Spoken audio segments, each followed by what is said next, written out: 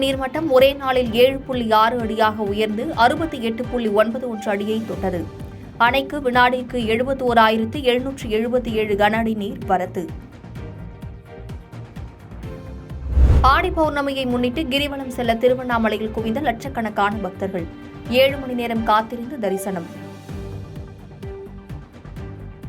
காங்கிரஸ் தலைவர் மல்லிகார்ஜுன கார்கேவுக்கு பிரதமர் மோடி பிறந்தநாள் வாழ்த்து.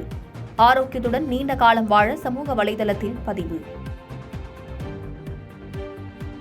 மென்பொருள் தொழில்நுட்ப பாதிப்பு காரணமாக விண்டோஸ் இயங்குதளம் பொருத்தப்பட்ட 85 லட்சம் கணினிகள் உலக அளவில் பாதிப்பு. ஒட்டுமொத்த விண்டோஸ் சாதனங்களில் 1% மட்டுமே பாதிக்கப்பட்டதாகவும் மைக்ரோசாப்ட் நிறுவனம் தகவல். ஆம்ஸ்ட்ராங் கொலையாளிகள் பயன்படுத்திய செல்போன் மற்றும் ஆயுதங்களை தேடும் பணி 2வது நாளாக தொடர்கிறது. கூவம் ஆற்றில் மெரினா கடற்கரை மீட்புக் குழுவினர் தேடுதல்.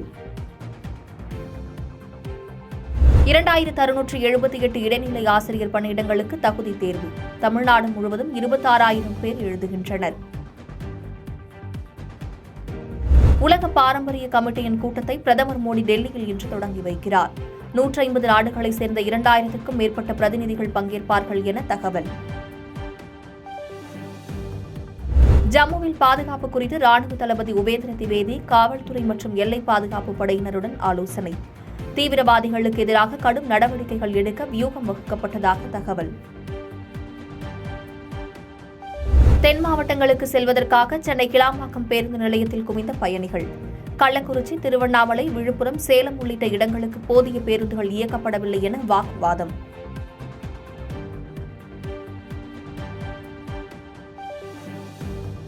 காவிரியிலிருந்து தமிழகத்திற்கு நீர்வரத்து 54,000 கன அடியாக சரிவு. கர்நாடக அணைகளில் நீர் திறப்பு குறைக்கப்பட்டதன் எதிரொலி. மதுரை கள்ளழகர் கோயிலில் விமர்சையாக நடைபெற்ற ஆடி திருவிழா தேரோட்டம்.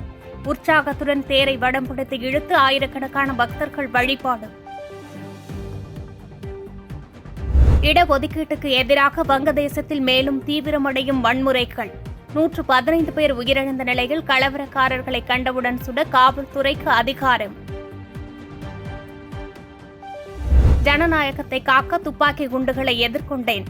கொலை முயற்சிக்கு பின் நடத்திய முதல் தேர்தல் பரப்புரையில் அதிபர் வேட்பாளர் டிரம்ப் ஆவேசம். திருவண்ணாமலையில் விடிய விடிய லட்சக்கணக்கானோர் கிரிவலம். லட்சக்கணக்கானோர் திரண்டதால் திக்குமுக்காடியது ரயில் நிலையம். ஆம்ஸ்ட்ராங் கொலை வழக்கில் கைது செய்யப்பட்ட அதிமுக கவுன்சிலர் ஹரிதரன் கட்சியிலிருந்து நீக்கம். கட்சிக்கு களங்கம், அவப்பெயர் ஏற்படுத்தும் வகையில் செயல்பட்டதாக எடப்பாடி பழனிசாமி அறிக்கை. மேட்டூர் அணைக்கு வினாடிக்கு 71,777 கன அடி தண்ணீர் வரத்து. அணையின் நீர்மட்டம் ஒரே நாளில் 8 அடி உயர்ந்ததால் விவசாயிகள் மகிழ்ச்சி. நீட் தேர்வு முறைகேடு வழக்கில் மேலும் 3 பேர் கைது. ஜார்க்கண்டில் வினாத்தாள் திருடிய கும்பலில் அங்கம் வகித்தது அம்பலம்.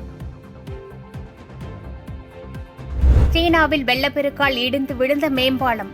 காணாமல் போன 31 பேரை தேடும் பணி தீவிரம். பாதகம் செய்பவரை கண்டால் நாம் பயங்கொள்ளலாகாது பாப்பா. மோதி மிதித்து விடு பாப்பா, அவர் முகத்தில் உமிழ்ந்து விடு பாப்பா.